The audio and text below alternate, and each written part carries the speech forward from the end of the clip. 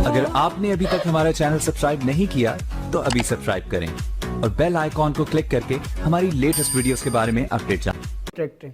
अभी एक आए कहने लगे यार मैंने सेल डीड करवा ली, देखा पता चला कि सेल डीड हुई हुई है 1935 की या 33 की, वो लीज पुराना सोल्जर बाजार के इलाके में ना, जब वो तो मैंने कहा अभी तो ये 7 साल तो रह गए, सिर्फ 7 साल हैं, ये क्या हुआ? मैंने कहा ये तुम्हें दोबारा ना इसकी करानी पड़ेगी, लीज एक्सटेंशन ऑफ लीज में तुम्हें फिर कराना पड़ेगा। 2 साल 3 साल रह जाए, 2 साल रहे तो अप्लाई कर देना, उसमें कितना खर्चा आएगा? मैंने कहा ये तो उस वक्त बताएंगे वो कितना खर्चा आएगा। तो ये भी तो देखें ना लीज कितने दिन की है। अच्छा, एक इसमें और भी इशू आता है कि जब आप परचेज करते हैं ना तो लीज या सब लीज फ्लैट की जो है उसका आप जो है वो लिमिटेशन तो मुद्दत तो देखे कितनी मुद्दत के लिए दी है, लोगों को नहीं पता।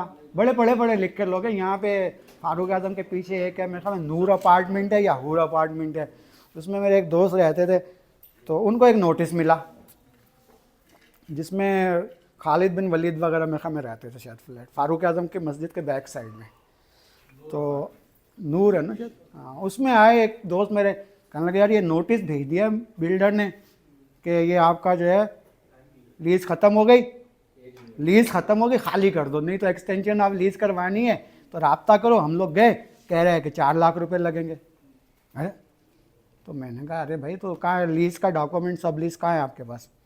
कहने लगे यार वो तो अब काफ़ी अर्सा हो गया, वालिद साहब ने लिए थे और घर में ही होगी, वो लेकर आए। तो उसमें लीज़ की मुद्दत ही 35 साल लिखी हुई थी। 80-85 में ऐसे ही कुछ हुआ था तो 35 ईयर उसके पूरे हो गए। नहीं ना, अब उस असल मसला ये होगा ना, उसने बिल्डर ने कम पैसे दे के कम लिमिट मुद्दत की कराई होगी, उन्होंने बुला के सबको मुबारक हो भाई साहब आपको ये सब लीज आ गई आपकी, सब अच्छा सारे ही पढ़े लिखे, ऐसा नहीं कोई डॉक्टर चला आ रहा है कोई क्या। अरे मैंने बोला भाई आप यार हमें क्या पता ये क्या होती है। उन्होंने मुबारकबाद भी दी, चाय भी पिलाई, और ये लीज के डॉक्यूमेंट बड़े जल्दी उस ज़माने में दे, कोई लीज टाइम लगता था, उन्होंने फटाफट दे दिए सारे। तो सबसे पहले डॉक्यूमेंट लीज का देखें, उसमें लिमिट देखें कि उसके अंदर कितना टाइम रह गया है। परचेज भी कर रहे हैं तब भी देखें तो बस 2 साल ही रह गया, पता चला वो तो निकल गया, अब आप बैठे हुए हो। नहीं देखिए 99 ईयर जो है ना वो आपका लिमिट एक्सटेंडेड जो है ना एक लिमिट है, लेकिन आपकी मर्जी है ना, आप 20 साल के लिए सब लीज ले लें। हाँ देखें जब सब लीज ख़त्म हो गई या लीज ख़त्म हो गई, आप उस लीज को पूरा पढ़ेंगे ना, जब कभी भी किसी ने नहीं पढ़ा होगा, जिनका पढ़ते नहीं है उसमें उस कॉन्ट्रैक्ट को पढ़ें। ये देखें असल मसला क्या है, एक बिल्डर है उसने फ्लैट, अभी कहीं ऐसे फ्लैट हैं जैसे सोल्जर बाजार में देखो दूर से बंदा डर रहा होता है गिर जाएंगे, ठीक है ना। तो असल क्या है कि अब उसकी पहले तो आप उसकी देखें कि लीज कितनी है ना, सबसे पहले लीज क्या है, ठीक है। अगर इस तरह का कोई इशू होता है कि डिमोलिश कॉन्सेप्ट में चली जाती है, बिल्डिंग गिर जाएगी, अक्सर ये भी होता है कि वो नई कंस्ट्रक्शन करना चाहते हैं, बिल्डर चाहता है इसको, लेकिन अगर लीज ख़त्म हो गई है तो फिर तो उसका राइट है, वो आपको निकाल सकता है वहाँ से कि टाइम लिमिट्स पूरी हो गई है, अब आप लीगली भी वो कोर्ट आर्डर कर दे कि खाली कर दें। लेकिन वो प्ली क्या लेता है कि डिमोलिश कर रहा हूँ फॉर द ड्यू रीजन्स, क्या है मेरे पास, मैं क्यों उसको डिमोलिश कर रहा हूँ, ये गिरने वाली है, मैं दोबारा बनाना चाहता हूँ, ये करना चाहता हूँ। तो उसमें अगर लीज़ ख़त्म नहीं हुई उनकी, वही कॉन्ट्रैक्ट देखें पहले, लीज़ के डॉक्यूमेंट, लीज़ ख़त्म नहीं हुई उनकी तो उनका राइट है। लेकिन अगर वो क्या करेगा कि KBCA या SBCA से लेटर लाएगा, भाई ये डिमोलिश की लेटर बना के दे दो, उसको गिराना है ताकि नए सिरे से बनाऊँ, फिर उनके दरमियान अगर कोई कॉन्ट्रैक्ट हो जाएगा ना वो सही है, वो कॉन्ट्रैक्ट डिमोलिश का लेटर ले आएगा तो फिर कोर्ट उसी को फेवर, ये तो गिरने वाली है लोग मर जाएंगे, फिर कॉन्ट्रैक्ट करवाएं उनका कि भाई इन दोनों पार्टीज के दरमियान जो है कि बनाओगे तो पहले इन्हीं का राइट है, अगर लीज का टाइम मुद्दत बाकी है तो फिर भी उन्हीं का राइट है, ठीक है। अब वो उसमें कहेगा अब इतने पैसे और दो, ये करो, वो सारा बैठ के सेटलमेंट करना वाला। लेकिन बिल्डिंग अगर SBCA कह देगी कि नहीं अभी ये चल सकती है 15 साल 20 साल चल सकती है, तो वो फिर कोर्ट में रिपोर्ट जमा करवाएं, ये लोग सारे जाएं KBCA उससे बोले भाई सही रिपोर्ट दे, फिर उस सूरत में वो केस जो है ना उसमें जाके ऐड करें, जज को कन्विंस करेंगे सर अभी ऐसी कहानी सुना रहे हैं गिरने वाली नहीं है, फिर वो आएगा कि भाई चलो बैठ के डील करते हैं, क्योंकि उसका तो यही होगा नए बनाऊंगा 2, अगर मिसाल के तौर 4 मंजिला तो 6 मंजिला बना के वो और थोड़ा सा फ़ायदा लेना चाहेगा, तो वो उसको भी भले का सोचना चाहिए कि यार ये लोग रह रहे हैं बेचारे, तो उनके साथ बैठ के डील करो। गिर जाती है तो फिर वो इत्तेफाकिया तौर पर वो हमारे इत्तेफाकिया तौर पर अगर उसकी प्ली कोर्ट में है और वो जस्टिफाइड है, गिर जाती है तो नुकसान तो फिर सबका ही होगा, फिर वो बाकी मामला तो आपको पता है। फिर वो देखिए लीज में वही मैं बता रहा था, जैसे कह रहे थे ना, तो लीज की अगर आप डॉक्यूमेंट पढ़ेंगे ना तो उसमें लिखा होता है फर्स्ट राइट पास लीजर जो भी है उन्हीं का ही होता है कि एक्सटेंशन ऑफ लीज उनको दी जाए, बढ़ाने के लिए एप्लीकेशन दें, ठीक है। अगर वो लैंड जो है किसी और पर्पज़ के लिए गवर्नमेंट इस्तेमाल नहीं करना चाहती, गवर्नमेंट के अपने मन से, जैसे पुराना इलाका है रंचोड़ लाइन या केमाड़ी की साइड में, वहाँ कहते हैं कि नहीं दे रहे दोबारा लीज, सब लीज नहीं दे, बोले भाई इसे बर्थ बनाएंगे, पता नहीं अमेरिकन बर्थ बन रहे थे कुछ क्या था। तो उन इश्यूज़ में जो है वो फिर कोर्ट डिसाइड करती है। अभी यह है कि अगर वो लीज बाकी है तो राइट उनका है। जैसे लासला टावर है उसका क्या जी लीगल, लासला टावर की लॉटीज है, हाँ, उनका क्या राइट्स है इसका? उनको तो लीज तो उनकी अलाइव थी, वो कंस्ट्रक्शन रूल्स को फॉलो ना करने की वजह से गिराया था, तो उसमें ऑर्डर में लिखा था।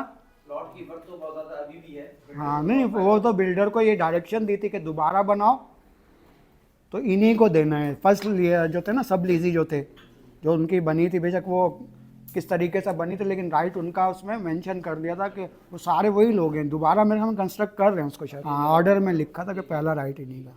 देखें नॉर्मल तो जो बायर होता है वही देता है, सेलर सेल के लिए देगा, लेकिन एक ही इश्तिहार काफ़ी होता है दोनों में से, बायर दे दे या वो। टाइम पीरियड 15 डेज एटलीस्ट होता है, लेकिन कुछ लोग 7 दिन लिख देते हैं, जो अगर इशू हो जाएगा ना तो वो कोर्ट फिर उस पर ऑब्जेक्शन करते हैं कि भाई 7 दिन में थोड़ी किसी को पता चलता है।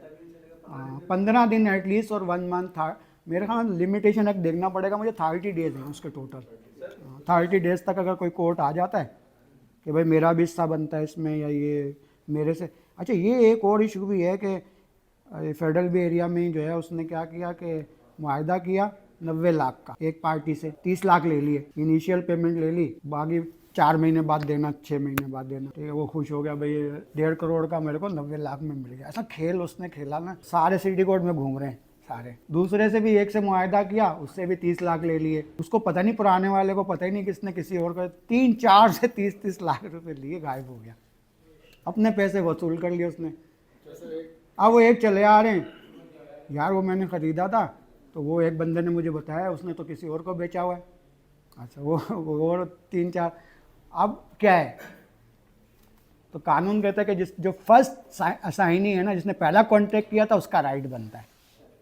वो गया अदालत तो दूसरे भी जो है अदालत में उसके साथ पार्टी बन गए, ठीक है। अब वो फैसला क्या होगा, फैसला ये होगा, पहला जो असाइनी था जिसने साइन किए थे मिसाल 1 तारीख को, दूसरे ने किए 5 तारीख को, तीसरे ने किए 10 तारीख को, चौथे ने किए 15 तारीख को। तो पहले जिसने साइन किए थे ना वो राइटेस्ट पर्सन अदालत की नज़र में होगा, अदालत उसके नाम पे ट्रांसफ़र कर देगी। बाकी तीनों को क्या कहेगी, उनसे भी 30-30 लाख लिए उसने एडवांस में, तो उनको कहेगी कि रिकवरी का सूट फाइल करो इसके साथ, और फ्रॉड वगैरह वो फिर बाद में इशू, लेकिन रिकवरी का सूट आप फाइल करें। तो ये इन इश्यूज़ में कॉन्टैक्ट करने के बाद आपके साथ ये इश्यूज़ आ सकते कि मरहूम की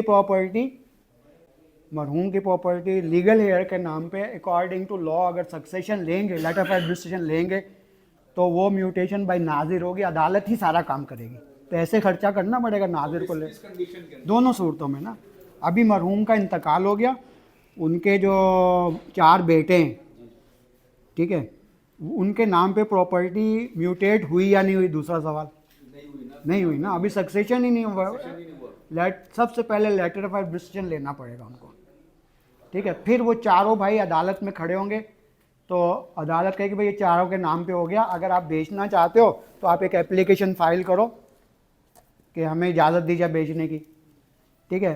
पेटिशनर जो भी बनाए जिस पे राज़ी हो जाए, वो petitioner application to right to sell मांगेगा अदालत से, अदालत उसको पाबंद करेगी भाईजान ने, मिसाल के तौर पर कि आप बेचोगे तो ये सबके जो पैसा आएगा ना वो कोर्ट में जमा कराओगे। फिर जब जमा हो जाएगा, मतलब 2 करोड़ में बिक गया, अदालत में वो चेक जमा करवा दिया भाईजान ने। अब अदालत कहेगी अब आप अपने फ़िका के मुताबिक फतवा लेकर आओ, जो जिस मज़हब से ताल्लुक़ रखता है उससे रिलेटेड जो भी उसकी फ़िलासफ़ी है उसके मुताबिक लेकर आओ।